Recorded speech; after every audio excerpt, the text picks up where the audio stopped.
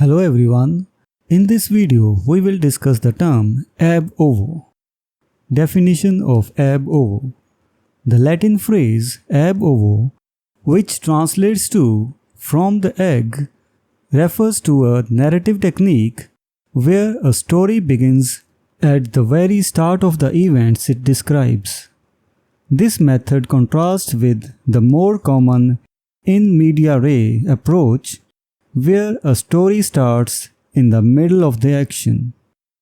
Origin and literary usage.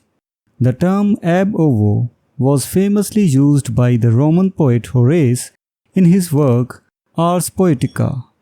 Horace's usage helps define a classical narrative structure that emphasizes a chronological start from the earliest possible point in the story's timeline, akin to starting from the moment of conception of the egg.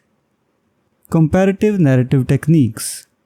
By starting from the beginning, ab ovo narratives provide a complete and linear progression of events, which can offer a thorough understanding of the characters, motivations, and the story's context.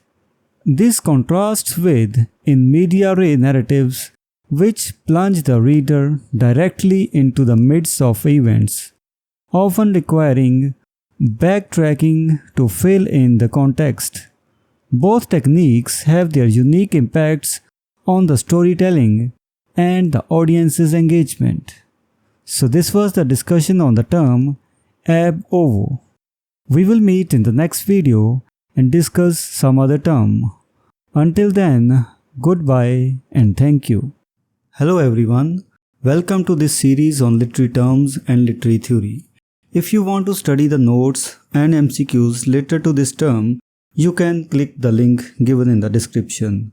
We are also going to start our online and offline classes for UGC NET for English literature very soon. So stay connected with us.